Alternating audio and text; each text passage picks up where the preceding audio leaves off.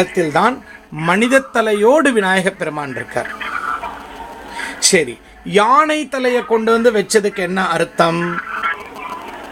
உலகத்துல மிக பிரம்மாண்டமான உடல் வலிமை பெற்ற ஒரு விலங்கும் உலகத்துல மிக உயர்ந்த அறிவு பெற்ற மனிதனும் சேர்ந்தால் எப்படி இருக்கும்? மிகச்சிறந்த உடல் வலிமை, மிகச்சிறந்த அறிவு, ரெண்டும் சேர்ந்தது தானுங்க விநாயகர். நீங்க நினைச்சு பாருங்க, இன்னைக்கு நமக்கெல்லாம் குழந்தைகளுக்கு அறிவு இருக்கே ஒழிய உடம்புல பலம்லாம் கிடையாதுங்க. 10 வயசு பசங்கள்லாம் வந்து அடிக்கடி சர்ஜரி பண்ணிக்கிறாங்க. 40 வயசுக்குள்ள வந்து ஹார்ட் அட்டாக் வருதுங்க. இன்னைக்கு இளைஞர்கள் வந்து ரொம்ப ஈஸியா சாகுறாங்க. அப்போ உடல் வலிமையும் அறிவு வலிமையும் சேர்ந்து நமக்கு இருக்கணும். அதைத்தான் விநாயகர் தத்துவம் உணர்த்துதுங்க.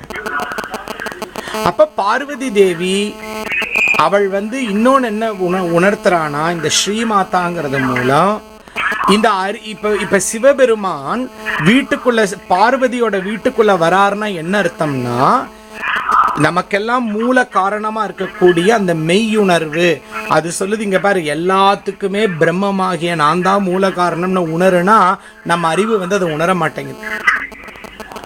எல்லாமே பிரம்மமா தான் இருக்கு, சிவமும் சக்தியும் வேறு இல்லை, எல்லாமே ஒண்ணுதான், கடவுள்ங்கிறது உனக்குள்ளேயே இருக்காரு, இப்படியெல்லாம் சொன்னா நம்ம அறிவு வந்து அதை ஏற்றுக்கொள்ள மாட்டேங்குது.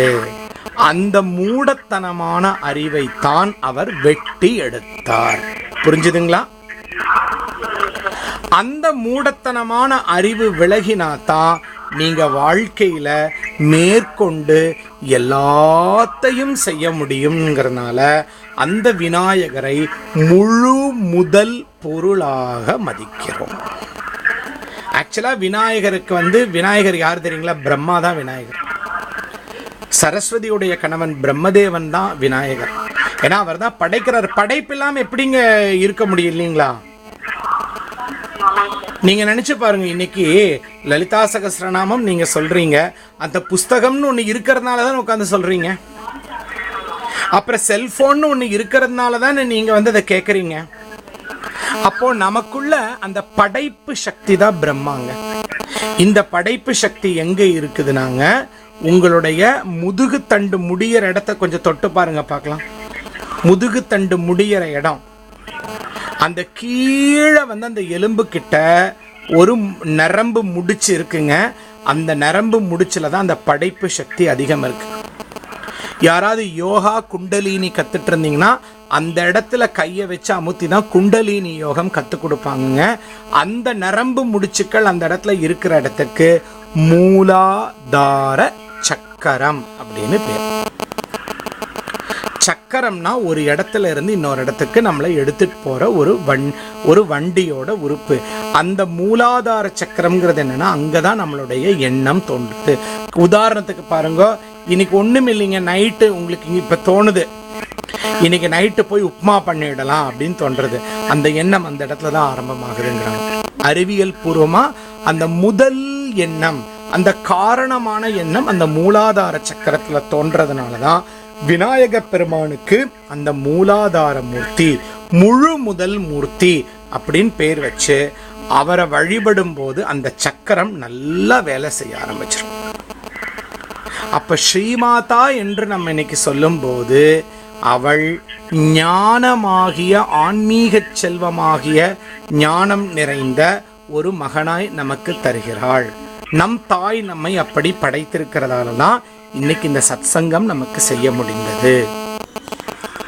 மகாராக்னி என்பவள் இந்த பிரபஞ்சத்தின் அனைத்து சக்தியுமாகவும் இருந்து அவளே அனைத்துமாக நிறைந்திருக்கிறாள்.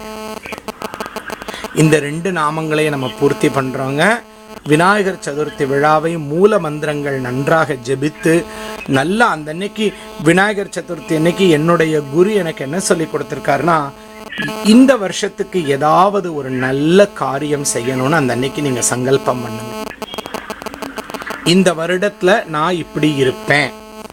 ஆக்சுவலா இந்தியர்களுக்கு வந்து எது வந்து நியூ இயர்னா விநாயகர் சதுர்த்தி தான். அதுதான் வந்து முழு முதல் எண்ணம் தோன்றும் நாள். அதனால அதே மாதிரி அந்த அந்த அந்த அந்த மூல சக்திக்கு எல்லா விதத்திலையும் நீங்க வந்து பூஜை பண்ணலாம். ரொம்ப கிராண்டாகவும் பண்ணலாம், ரொம்ப சிம்பிளாகவும் பண்ணலாம், எல்லாமாவே நீங்கள் வந்து செய்யலாம். நம்ம அதை உணர்ந்து செய்யணுங்கிறது தான் முக்கியம். அதனால் விநாயகர் சதுர்த்தி திருவிழாவில் நீங்கள் மூல மந்திரத்தை ஜெபித்து உங்களுடைய மூலாதார சக்கரத்தை வந்து நல்லா இயங்க வைத்து, நீங்களாம் பெண்கள் சக்தி ஸ்வரூபமாக இருக்கிறீர்கள், நல்ல எண்ணங்களை கொண்டு வந்து அதை உங்கள் குழந்தைகளுக்கும் கொடுத்து நல்ல சமூகத்தை உருவாக்க வேண்டும் என்று கேட்டுக்கொண்டு இன்றைய காமாட்சிபுரம் CAC வகுப்பை நாங்கள் நிறைவு செய்கிறோம். ஓம் சக்தி.